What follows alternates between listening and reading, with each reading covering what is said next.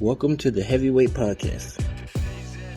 The Heavyweight Podcast. Heavyweight Podcast. Heavyweight Podcast. You listen. We can weigh in on some heavy shit, you know.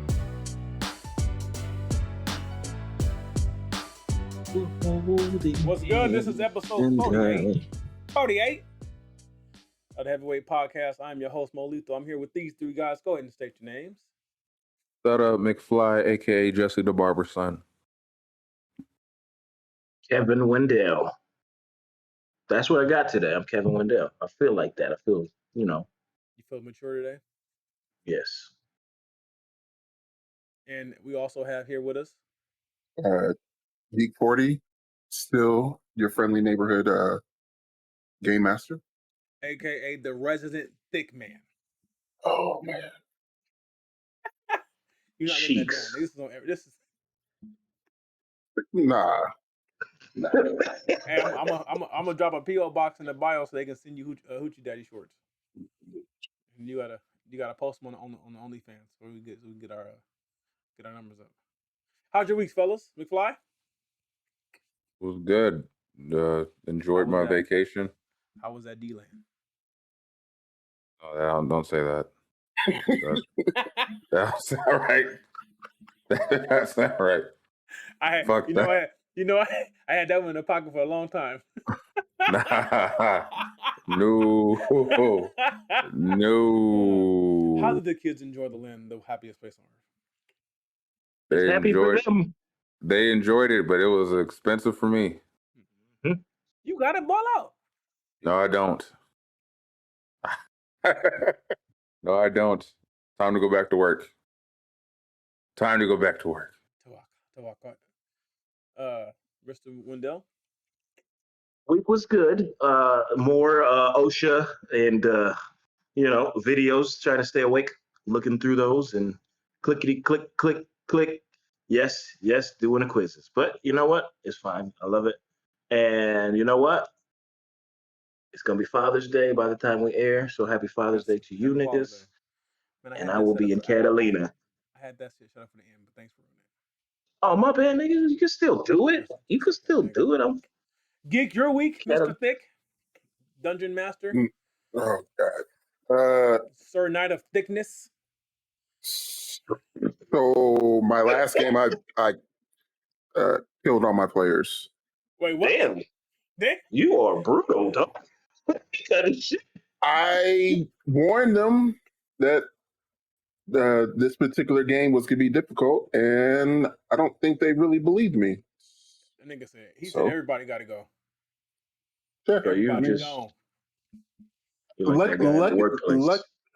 Luckily enough, this was a one-shot game, so it doesn't count towards what we have been playing. It was something that I wanted to try that recently came out, and they were down, and I warned them that it was going to be difficult, and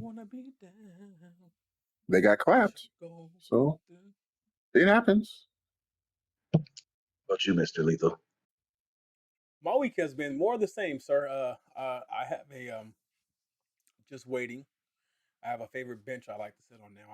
I now take interval walks.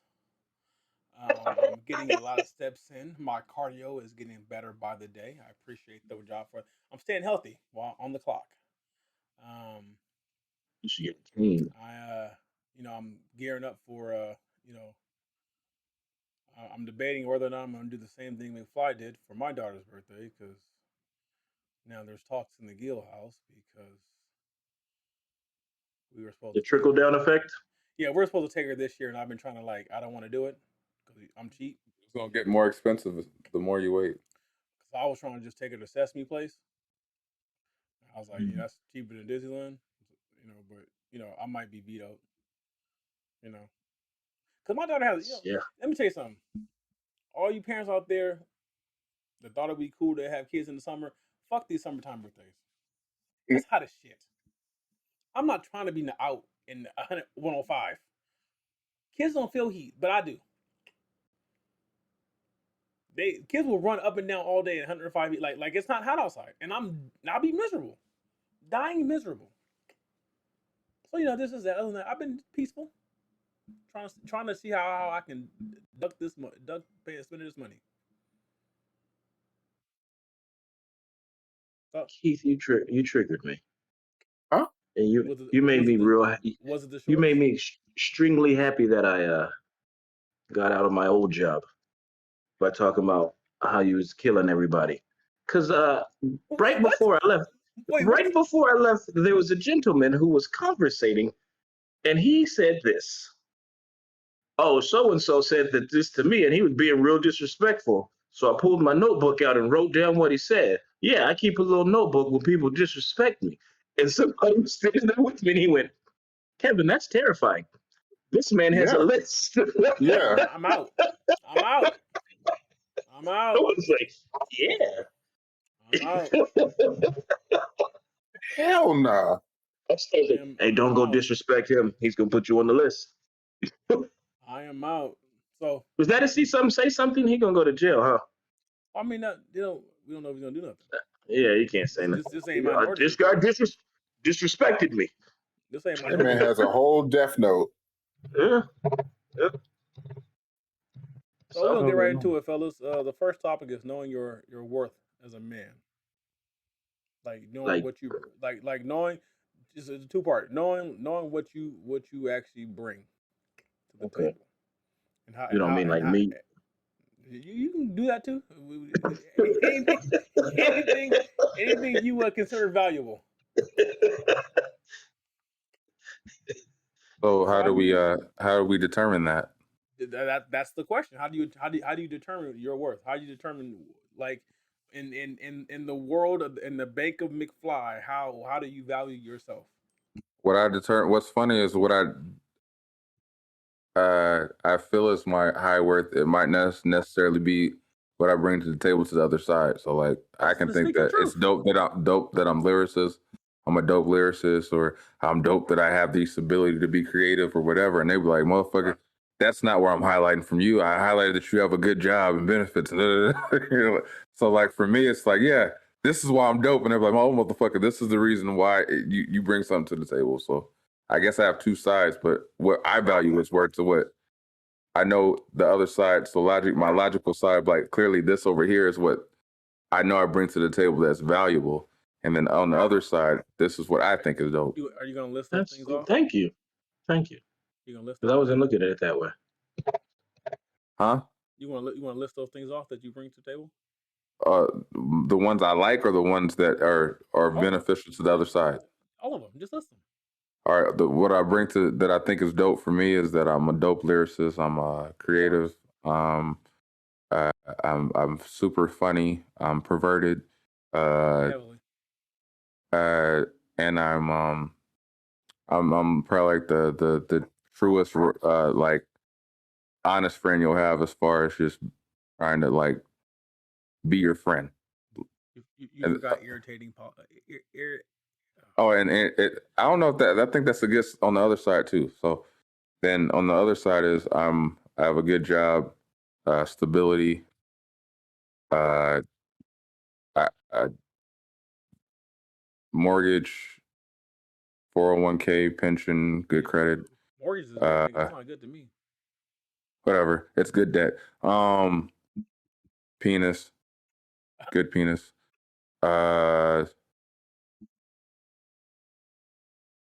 I'm irritatingly positive. Very. Always see the bright side in things and a hard worker. And I'm super logical. I don't know if that's a plus for a lot of people, but I'm super logical. Like I have to analyze everything to be perfectionist, I guess. So those are my good qualities. So that's what I bring to the table. Okay. That's Mr. Wendell. I like that you brought that because I wasn't thinking. I was thinking more in the how you went straight to the whole. But anyway, how we always go to the man side of doing things like taking care of stuff and shit like that. But yeah, I didn't even think about like just myself like that. Thank you. That's awesome. Um, Oh, you're talking about I think individually. You're like what you. yeah, Okay, I yeah, see. because that didn't even cross my mind. Ain't that a bitch? But I think with You that can regard is you can also list them if you want to. I'm listening. I'm listening. I'm trying to. Okay. I'm trying. I'm building up. Take It's take with your time.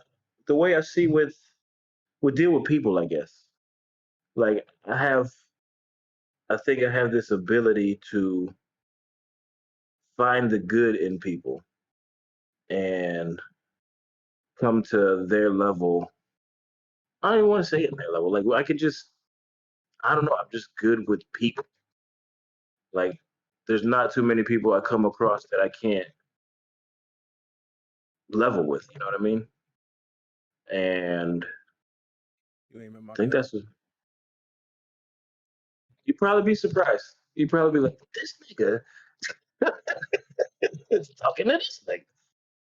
And just I'm a sponge to shit. Like I like to learn new things and try to do well at them. So I don't know, just a people person, and I'm willing to learn and do stuff. Yeah, put myself out more sometimes. But anyway, like family side is I'm always present, and well, not today. I'm chilling at the house by myself. Anyway, I take care of what I got to do, like taking leaps to better myself for them, and knowing my faults. Hmm. I think that's a pretty good. And nigga, I cook. Yeah, I would have thought you put Mm, that first. Well, I put the dick first, but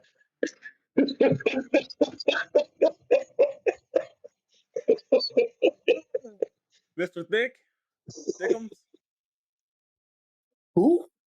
Mr. Thick, you, Thick I don't know 40, who that is. I don't know Thick who that 40. is. Thickum Uh, McGee.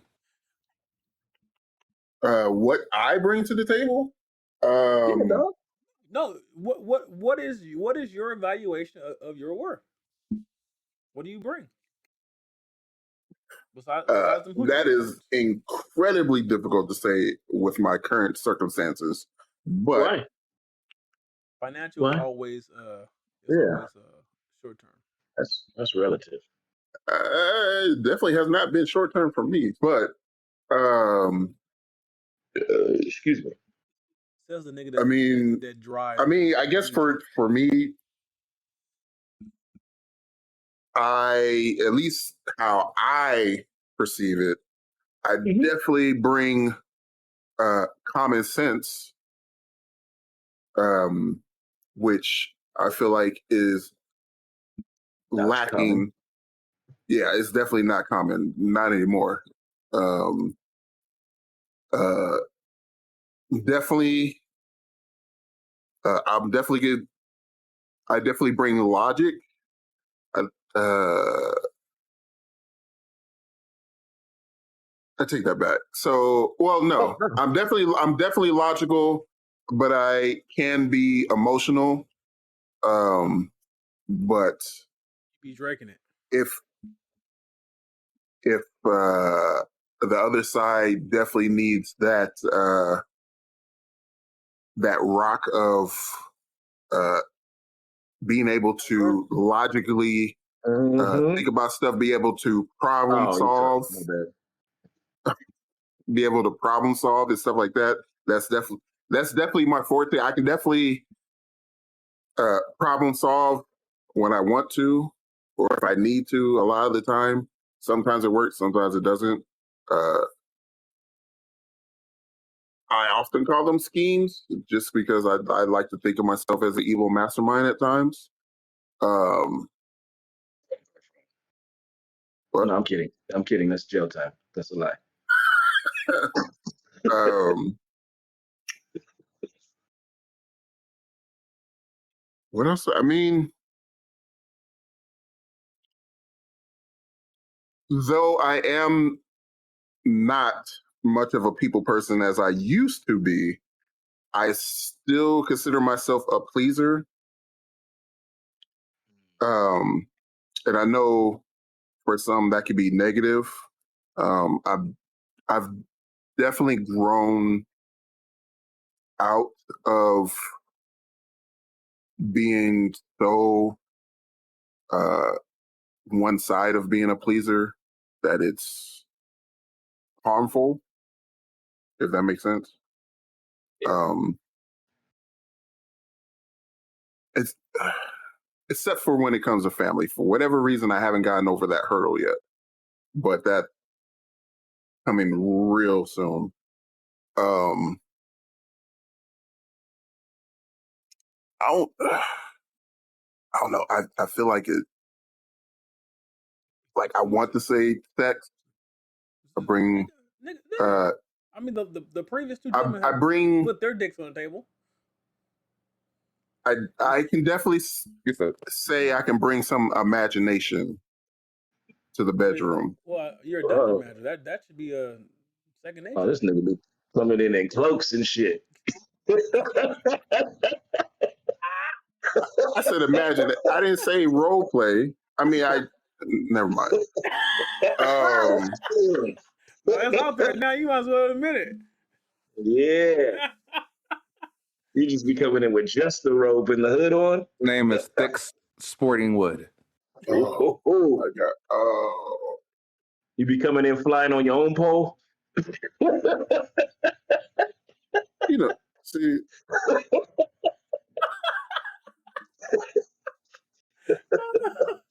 That's dope. You say you don't go fishing with a fishing rod. You just run on in. Dick just be in the water. This lake cold here. This lake cold. I spearfish or spearfish. He harpooning these bitches. And yeah, I can even though I don't show it off as much as I probably should, I can cook when I want to or when the budget allows. I don't know where y'all thought that was going. You go to jail, man. Yeah. Negro, we just did like a whole minute and a half of dick references and puns, and you said I can't show it off when I want to. Where did you think that was going to lead? He just stayed in line like, whip this shit out. Oh, that would be gangster. You walked right into that one. That's why you wearing them hoochie daddy shorts. I'm not the only perverted one here. Oh God. Yes. I know. Yeah. I'm respectable. I am so glad I'm a virtual character. Yeah, sorry. Whew, I'm sweating. Are you done, Keith? Yes. Before Oh shit! You better get a whole lot of numbers. Yeah, right. Hey, they gonna say this guy. Well, I've already said like if they need to stay up on husband. Hey, can I talk to Thick Dick Phony?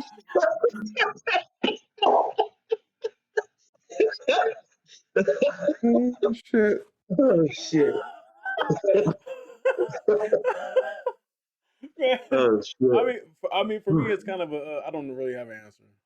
I don't know. Like, I get it. Like, I bring all the other stuff. All that, I got a good job, 401k, pension, investments, whatever. Financially sound, provider, all that. But I guess I asked this question because I was pondering, like personally, what do I do? Like, because when I look at myself, I feel like I have a lot of growth to do, especially like mentally. I'm definitely mentally and physically have a lot of like growth to do. Like, I'm holding on to things I probably should let go, can't release, and I can't really paint a clear picture of myself. If that's clear. Like I know what I'm capable of, but I don't necessarily would say if I would deem all that as like positives. Because it's like I mean, McFly knows this.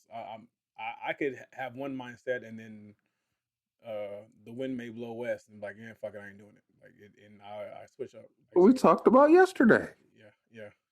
So, that I mean, it's something I've been working on. I've been working on my mental a lot because like I said last spot, I am a chronic procrastinator, and I think part of that is because um, things have always come easy for me as far as learning things.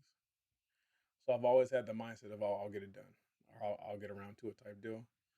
Um, like but qualities I know the qualities. I'm a good person. I'm honest, faithful, loyal. That's good Like I, stuff. That's great. and then all those stuff. I make decent money. I'm a provider and all that jazz. So, you know, I was Don't just downplay honoring that myself. stuff. Like, don't downplay the the the Well, the good person and yeah, loyalty I and all, get because that, It's that's the but then money real. again, part. the Well, like American he said, the money is one of those things that comes and goes. It's like you can that get it, look here, people. I but make like good not money, but everybody is it goes like to my that. family. All Yeah, the money that goes to Nothing my person's a wrong with good family. that. fucking That's person. what it's about. But like All my I'm saying, money don't goes to my downplay it. family. You got a job most of these motherfuckers wish they had as far as the money that's coming in. People, I literally got paid. I actually looked at my time card. I'm a little bit of a flex. I waited the week before last and this week. I think I worked about 52, 53 hours. I waited 36 of those hours Yeah, to that's wait. awesome. And if you tell them how much you're getting paid per hour to wait, that really I'm piss a not lot gonna of do people that. off. I'm not gonna do that. Bro, I'm not that gonna do that. shouldn't piss nobody. Like nobody should ever be mad at what somebody makes. Like that's good. But people do. But fuck them. Whatever. Fuck them. I can't Like wait till that's how August I to look get that. When I get that, That's why I don't shy away from saying what I make. when I get that raise in August, I might start acting different. at it. I might start acting different. Um, yeah, I Oh, mean, if I have to find my sugar mama know and look here, man. believe, I'm going to be acting different. Look, me and my wife have understanding. If I find a sugar mama, I mean, it ain't gonna be nothing sexual. I'm just gonna spend some time with her. Make sure she got a little company, take her out to eat. But these bills gonna get paid. And Help us you out. guys agree to this. Yeah.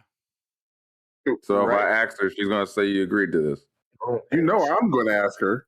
Don't ask. You know he agreed to this. Look here, man. I'm doing what's best for my family. I'm trying to subsidize our income. Actually, Okay. when she sees this, I want to see it in the comments to confirm that You this know what? was an agreement. Look You here, know Thiggins. what? It's still it's still benefiting the family because I'm sure you got a great life insurance policy. Yeah. So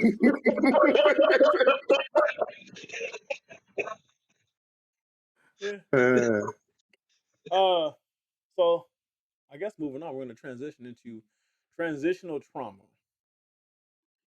And I oh read yeah, something. yeah, yeah, yeah. I read something the other day, and it was saying how um, stress and different behaviors become normal to the human body. Then that gets enveloped in the genes, and then therefore passed on.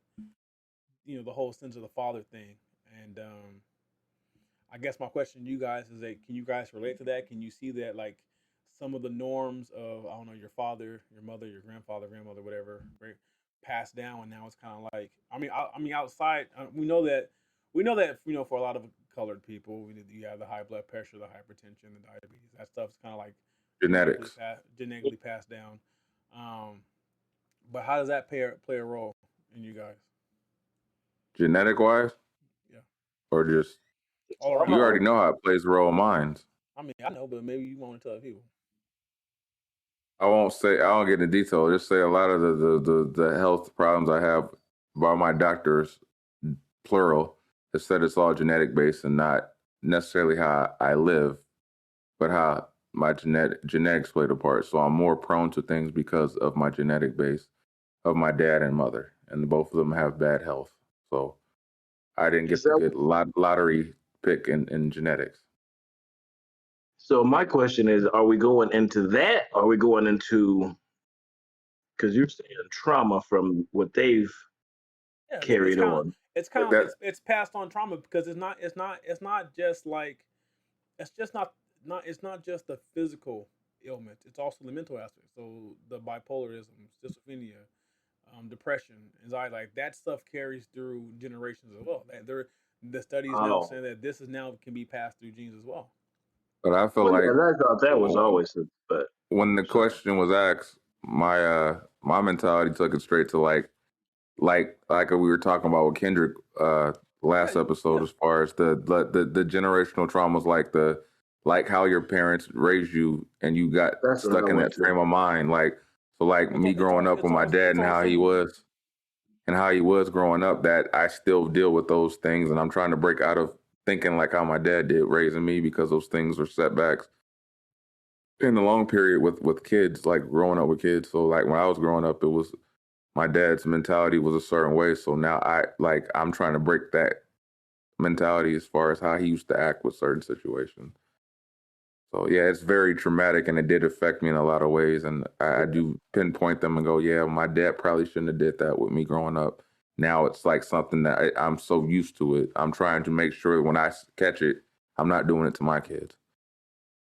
yeah. I don't can't think of like specific situations, but I do identify when they happen. Like I'm like, oh shit, yeah, my dad used to say that. Let me stop saying that. I, Like, I know the biggest thing for me, and actually for me and my wife, is most likely our most disagreed upon thing is religion in our household. We both were raised heavily religious. I was raised by a pastor and the first lady. I was the church boy, and I am very little religious. were you Like like choir boy? no, no, Like I the got bow pushed. tie instead. No, I'm talking about like Five Heartbeats, the choir boy when he was Like no, I wasn't sheltered. I knew life. I mean, the court. There's certain things I couldn't do. There are only things that there's a reason why I went to other people's houses. I can only do things at other people's houses, like stuff like that. There's a reason why I worked as soon as I could. Always had extracurricular activities. Um, but from a young age, religion was drilled into me. And when I got old enough to think for myself and I started questioning things, and I assume a lot of it to just be propaganda. And like I tell the wife, I said, I don't want to raise her in religion, my daughter, that is. Um, I believe that there are many stories, many lessons in the Bible and in other religions that are helpful, and that I believe in teaching those things. Um, because there it's a fine line. I mean, it's not a fine line, but everyone knows what a good person is. And if you look at the core lessons or the parables or the teachings or whatever, if you look at if you take the religion aspect of it and you pray to so and so or believe in so and so, and you just look at the moral of the stories, it's all about teaching you how to be a good person, regardless of situation. And that's the stuff I try to focus on. So I know that's a big thing. So like that to me that's a transitional thing. Like we talked about in the last episode with the whole Kendrick thing and the Auntie Diaries. Like I was raised in a situation to where if you were that way, LGBTQ, they would believe that you're a sinner and you're cast out, and even if you felt you were born that way, you know. So it's just like a lot of things I don't as older I didn't agree with, and then I think one thing that really triggers me is when I see when I see how or watching how my grandparents passed. My grandfather with the cancer, my grandmother with dementia and a broken heart, and the suffering at the end of their lives. And I just look at like, man, they literally devoted 80 plus years of their life to a religion and then died in pain. You know what I mean? Like, and that had an effect on me. I was like, this can't be the way. Like this can't be the reward. Like I mean, granted, some people say, well, that's a final test of faith or whatever, but it's like that that's a shitty way to go out. You know what I mean? It's a shitty way to go out when you have people who, quote unquote, are just terrible people and die peacefully in their sleep. But then, like, you uh, have people who are upright, would break their back to help anyone suffer in their last days, and that really triggered me, and that was like and that's when I just kind of broke away from the whole thing.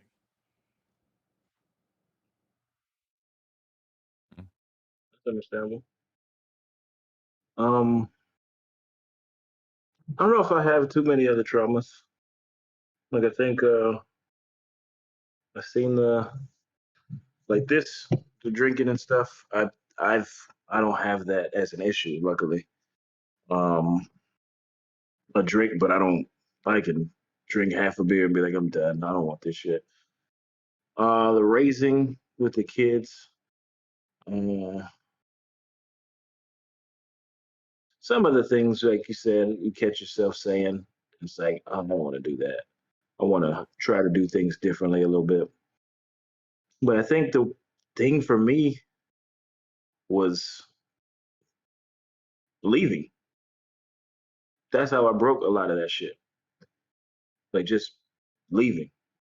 Like I think you and Andy and Keith both know. I bounced at fucking 17. I just left the state. I just wasn't here. And I didn't have to, I just kind of developed myself a lot more away from home. Because in that age, you're like becoming who you are more. Like you're becoming a man at that point.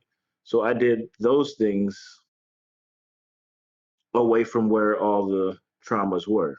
So I got to see how other stuff went too. And like it's not all like this. It's not all the same way. It's not all and like kind of develop my own way of going about shit. And I honestly think that was the biggest help for me.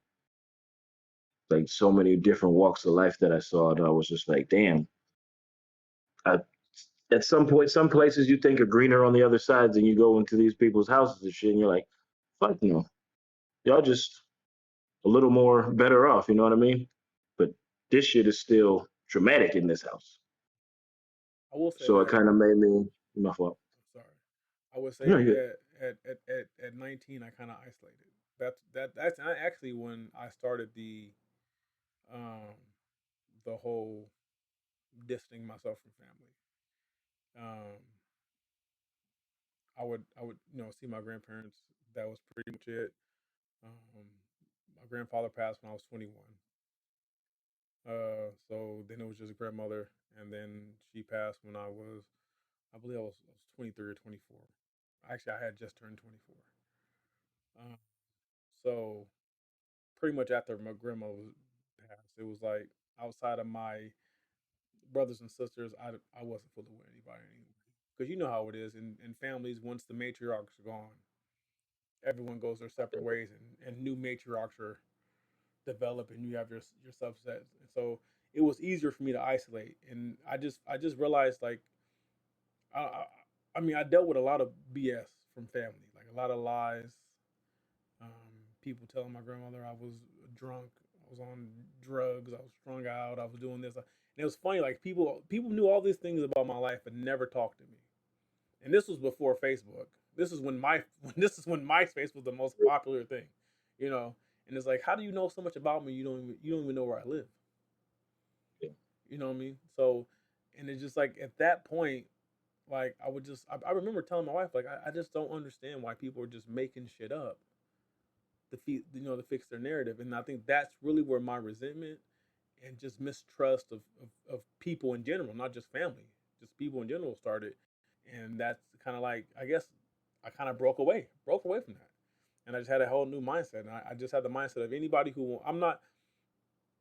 I don't make the effort to um, be close to anyone unless it's reciprocated. That's my thing. I say all the time. I keep the same energy. I match energies. So if I feel like I'm getting a certain vibe or a certain energy, I'm cool. You be in your lane. I'm over here. I am who I am. I'm gonna be that way. I adjust from time to time, but you know, if you approach me with either low energy or negative energy, I'm gonna back off. I'm just gonna keep it there. That's and I think that the reason, I mean, that happening so early in my transitioning into manhood, and then dealing with the depression and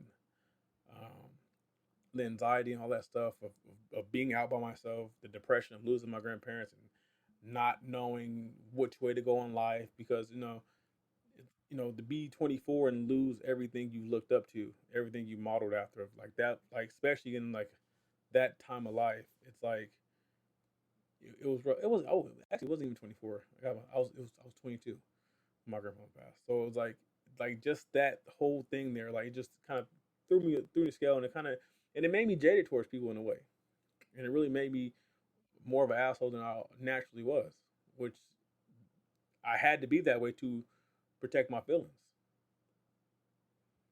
I think I developed the I don't give a fuck attitude to protect myself because I learned that when you care, that's when you get hurt the most. So if I just don't give a fuck, I'll wake up the next day and feel it, and it's just another day. It's just Tuesday. So, Yeah, that kind of brought me to that I think because while I was gone, that's when we lost Tijor, and that kind of like taught me that because that just so unexpected, especially at our age. It was just like that didn't seem real, and that taught me that this shit ain't promised, man. This shit ain't promised, and I kind of like fucking hit the ground and just went because that was yeah we were kids basically at that point, and that kind of you know how I am, just fucking go. I've calmed down a lot with that shit, but like that was one of those things that made me go, I don't know how much I got, so fuck it, let's go live. Just to chime in here, I just realized I got hit with the memories of like a year ago around this time is when we kind of pretty much got back into the swing of the podcast, and now we're at 48 episodes of just that's an accomplishment. So I think we should pat ourselves on the back for that shit. Yeah, staying steady, consistency. Because it We said believe in this 4, shit. and now it's 48. So that's yeah. shit. Geek, That's a Geek, beautiful thing. you got any comments, responses? Uh, in terms of things passed down, um, not a whole lot of people. Well, it's not really this is passed down, but not a whole lot of people know, especially looking at me now. Uh, I was born premature. Nigga, Um, you don't look it. uh, almost a month and a half. Damn. Yeah, yeah, yeah. Um, So 7 months. I I was very small for a very long time. Um,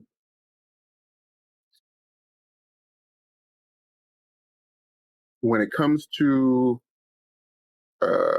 like medical things, uh, a lot of it is genetics.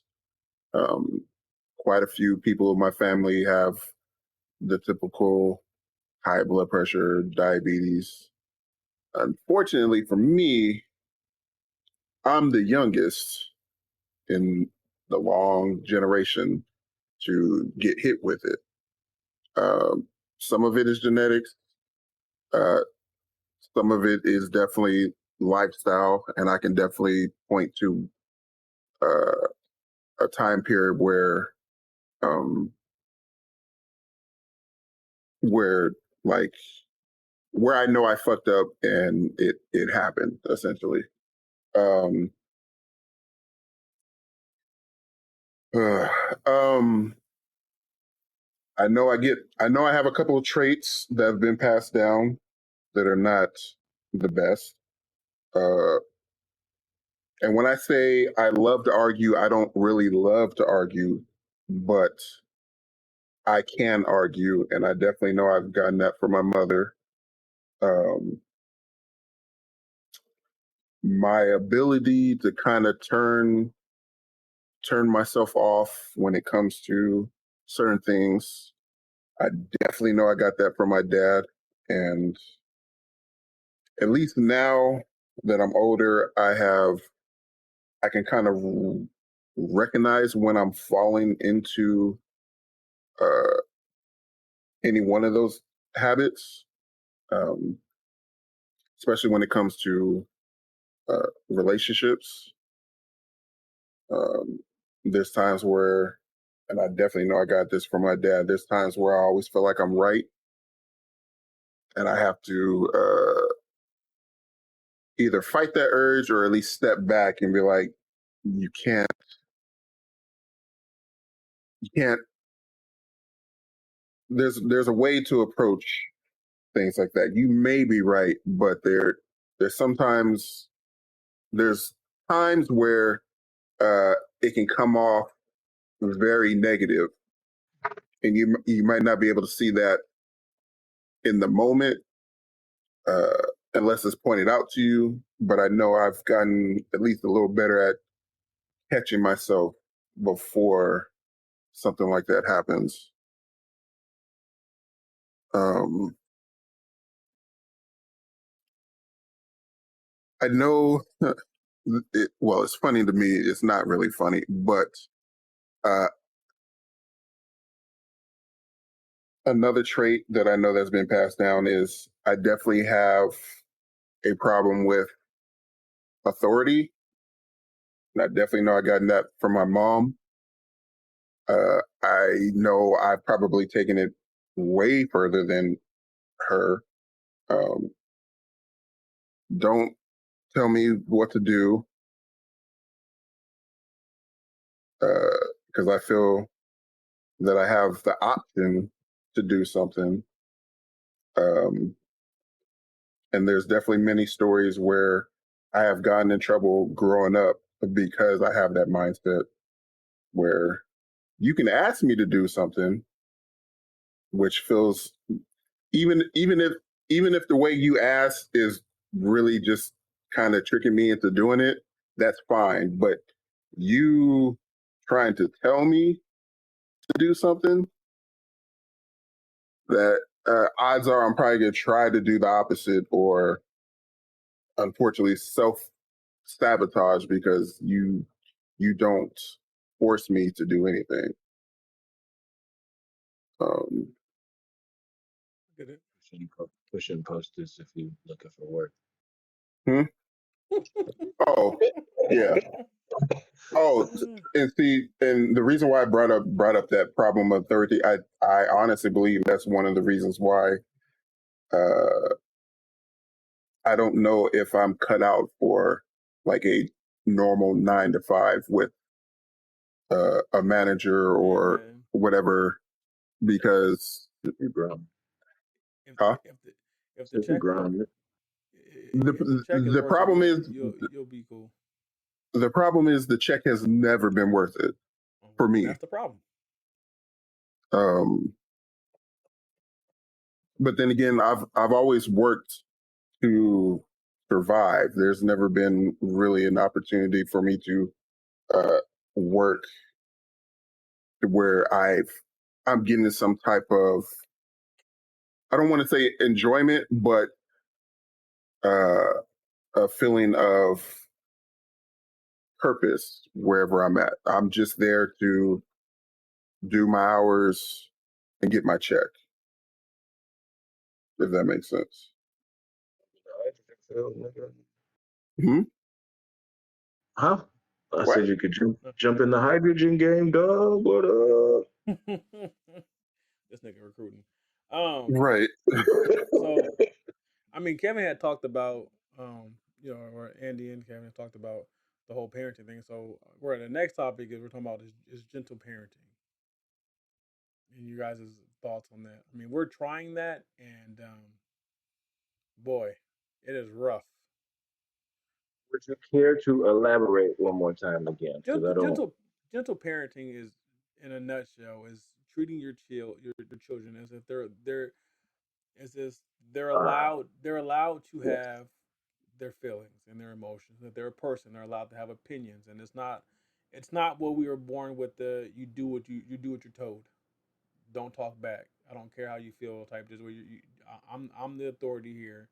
It's more so you're allowing them to explain themselves and to react to things. And I can tell you over here, boy, this is it's rough. Like we're allowing her to be be her own person. She can react to things, but I mean, we're still stern. So certain things you just have to be stern about because it's for your benefit.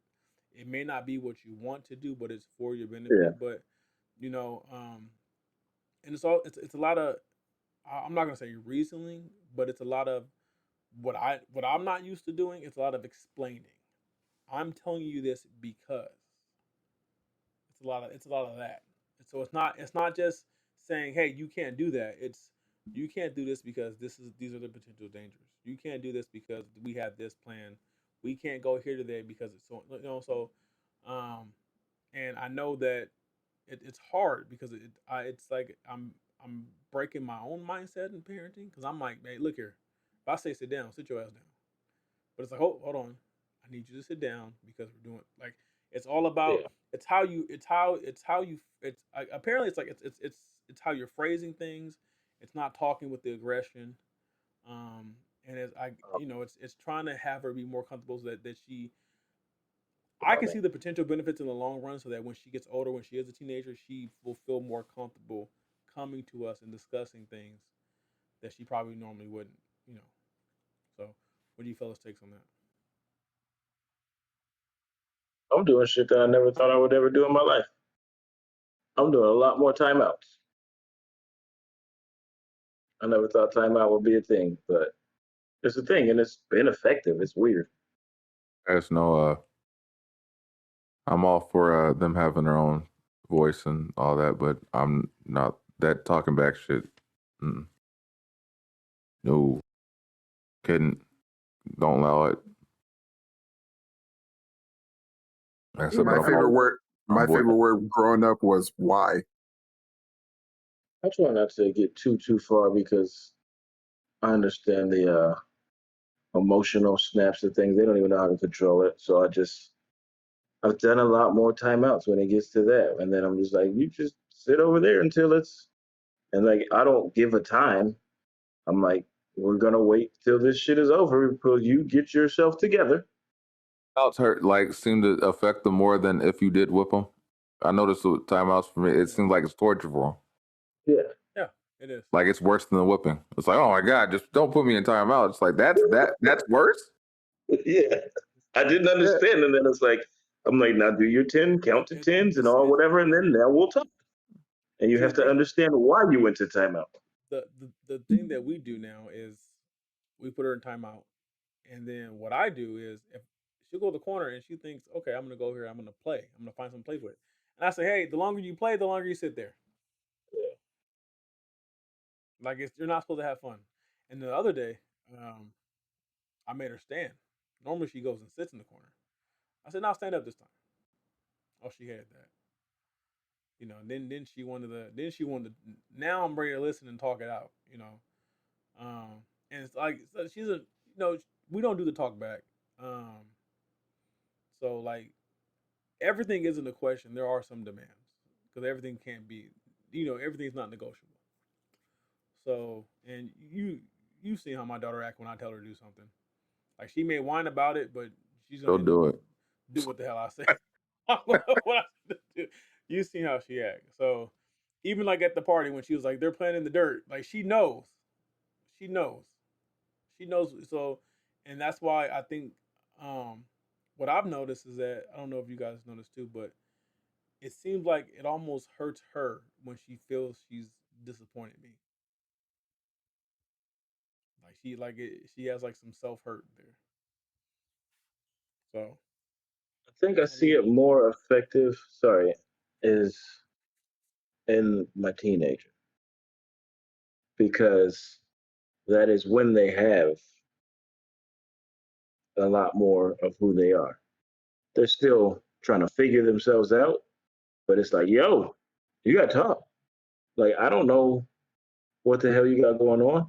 Like, you got to talk. You got to be you. You can't do things because you think it's making me happy. Like, I need to know, like, just talk. Like, we had to have situational conversation. Like, when your grades are bad, yes, you're in trouble, but let's get to the bottom of this shit. Because you're not dumb. So what the fuck are we doing? Like, it's one of those things where it's tough because that's not how I was taught with shit. But I do understand that having that relationship is going to be beneficial in the long run. And almost like a teenage girl, that shit's hard, man. That shit is hard because it's like you gotta have boundaries, but you don't want to go too far with the um, limitations on being themselves, if that makes sense. Because I do know that you could try to make them dress every sort of way you want, but I, I can't. I don't know if she's gonna make her friends bring her clothes to school. Like that shit is a reality. So you have to have those conversations and be like, well, this is why I don't think you should do this. Not the well, if you got shorts where I'm like, hell no, we throwing those away. You ain't wearing those. That's not a conversation because I do understand how the world is, and it's not just the boys at school. We're talking about grown ass men that are just terrible humans. Well, I will say this because I live close to a high school, and you can't tell if they're not wearing a backpack. Like some of these little girls are going, they're going to school, they're dressed like grown women, they have full face of makeup on, and I'm like, the girls did not look like this when I was in high school. Like we look like high schoolers. Like and it's weird to me, and I ponder that. Like, why ever let like yeah? But then Because you know when that shit it's a comes in, because you're like, it's a weird thing because like she's gonna be dealing with peer pressure, and it's like, well, I don't, and then I don't want to be the reason why she's getting picked on. But it's like, it's a so how weird much can I let balance. her do? Yeah, like it's yeah, it's a weird zone. It's a weird zone. So that's where I think the gentle parenting will be most effective. As you said, like when she gets older, it'll be a lot more open to be like, okay. And I'm then trying you still have that sternness where you're like, I told you this, and that's what it is. I'm trying to do everything I can to avoid a euphoria type of situation over here. You said a what? Euphoria. Oh, the show Euphoria. I don't want I haven't that. watched that. Don't do I it. don't think I want to. So I watched that 14 Reasons Why, and that shit messed me up. Where's that? I couldn't Damn, watch man, that this is either. what these kids are doing. I Shit. couldn't watch that. I just but I'm gonna ask Gig, do you feel like you could live on $10,000 a month? You feel like that's enough money for you to live comfortably?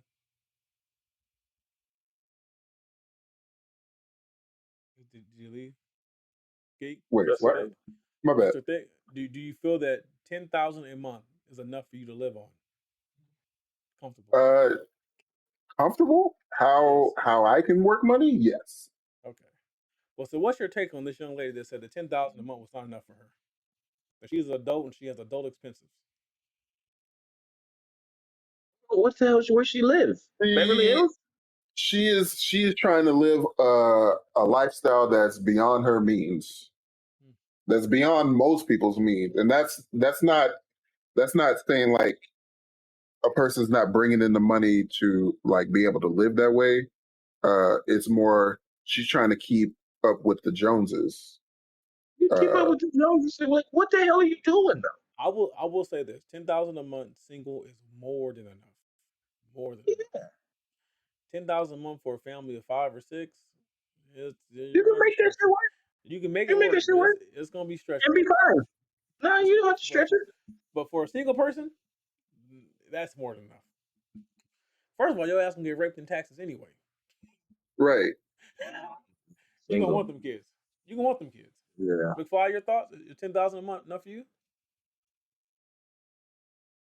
Like when you asked this question in the conference call, yes, that's more than enough. Shit, 10,000 a month. I most people aren't living with 10,000 a month, so 10,000 is more than enough to uh. The average income Sort is $46,000 a year. But I'm saying 10,000 is way more than enough to live. So it's like, and you can live very, very good on 10,000 a month if Very you good, do it right. very So good. I think it's someone who's caught up in labels. yeah, That is one that now to me that's another generational thing that I've broken. I don't. Well, I'm not necessarily broken, but I don't want to. I don't give a fuck about labels. I buy my clothes from the outlet. I bought Nike, some. I bought some shoes. I bought a shirt today from Sam's Club. I said, "Oh, it was $9. This is in my budget." Nike Uh, outlets is my friend. yeah. I, I, I don't. So, I, I live in this and I neighborhood. regularly Well, that. the free shirts. I wear those regularly. Like, Yeah. oh, you guys are having an event? Yeah, I'll take that shirt. I'll take Yeah. that shirt. Yeah. I'll take that shirt. Yeah. Yeah. That. I don't. I'm not a label guy. Um. And I'm not low. Well, I take that back. The only thing I can kind of say I'm loyal to is that every screen in my house is a Samsung screen outside of my phone in the tablets. If it's not an Apple product and it's a screen, it's a Samsung. That's probably my just I've just and that's just over time. I've always had the best luck with Samsung products, so Samsung screens, so I kept them. But other than that, I have no loyalty to anybody. I will change services in a heartbeat. I feel like anyone who says that they don't got no responsibility whatsoever. $10,000 a month ain't enough. Like you ain't taking care of shit. There's My no way thing you is, taking care of shit. are you traveling every month? Like, are you on vacation every month? That That's the only wouldn't thing I make can. sense. Yeah, That's the only thing I can see. If you're trying to see somewhere else different in the world, yeah, then yeah.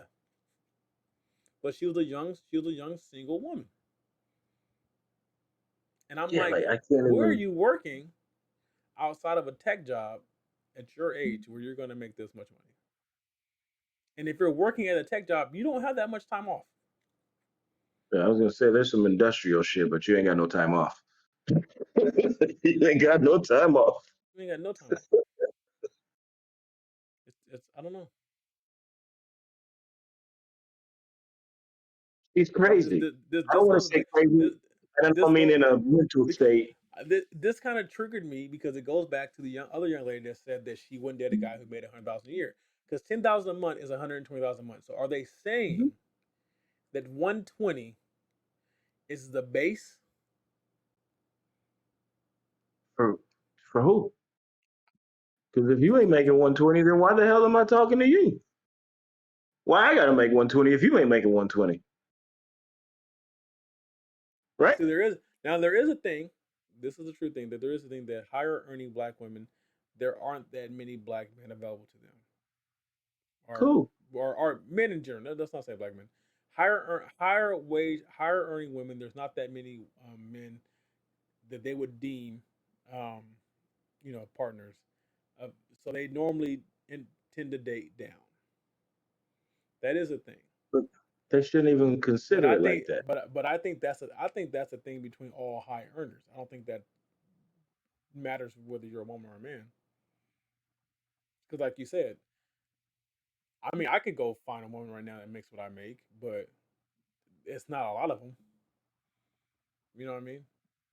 They're few and far in between. Like I said, the average is between 46 and like 60. But it's like, but for you to say that, hey, I can't live off of this, I just think you're living above your means. Because I mean, there was a time in my life I lived off of 18,000 a year. I think Wouldn't call that living. Yeah, no, it wasn't living. It wasn't it's, living. it's It was living. it was scraping. I Yeah, guess it's living. It was that's a scraping. I guess struggle. it's living.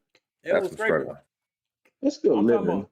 I'm talking It's a about. lesson in that. It's a I'm lesson in that. I'm talking about. I was eating off the Top dollar menu, ramen. top ramen. I would go to school and I would have You go to you still I eating had out. good friends that I had good yeah on the specials. I'm messing with you. I had we look the wife and I we had a system. All right, I had direct deposit. I'd get paid Friday morning at midnight. So we knew The only day we really ate good was Friday. We was like spending $34 on food was eating good, but we had a system. We Monday we went. Monday it was we got there was 2 burritos for $1. So we Mondays were burritos. Tuesday we went to Popeye for the 2 for $1. Okay. Wednesday there was a Chinese place that had $2 Chinese bowls. We went there, and then Thursday we would have to just do the. I had got a stack of 99-cent tacos from Jack in the Box. I got it free 2 tacos. We would literally hit up 2 different taco Jack in the Box and get free tacos, and then get waters, and like we made it work. We made it work, and now we are where we are now. But we made it work. Obviously, I was making 18. She was probably making like 20, whatever. But still, in California, that ain't shit. We're living in a 1-bedroom apartment. Rent was like $700 at the time. But we made it work. But I don't understand where they get these numbers from. Because 120,000, you can live a pretty good life with that. They got around it. That's what that feels like to me. They're just making shit up. Possibly. I've never been with a nigga who made that much. They lying. All I'm saying, if I can make 10 grand a month from the pod, I'd quit my other job. I'm just saying, to say that out loud to somebody is like, yeah, you never live like that. Shut your ass up. Boldly, the boldly said. But yeah, this has been episode 48 of the Heavyweight Podcast. We appreciate all the support. We want to say Happy Father's Day again to all the fathers. Because by the time you hear this, Father's Day would be here. And ladies, please stop buying us ties and fucking shirts and wallets, and stop having us cook for our damn self on Father's Day. Ain't no damn sense. We're going to. I'm going to the goddamn Catalina wine mixer, baby. Okay, make sure you play the drums when you get there. But like I said, this has been episode 48. I'm your host, Moby-Thick. I'm here with these 3 guys. Go ahead and state your names. Sutter McFly, a.k.a. Justin the Barber's son. A.k.a. that nigga. Brennan Ellis. Brennan. Yeah, okay. The Catalina wine mixer. Okay. I am Geek 40. I'm Geek 40, the true stay-at-home husband to be. A.k.a. Taking application. Thick Sporting Woods. Oh, my God. Oh. I'm not going to be here next pod. I'm boycotting. I'm boycotting. What you think you're going to In-N-Out milkshake?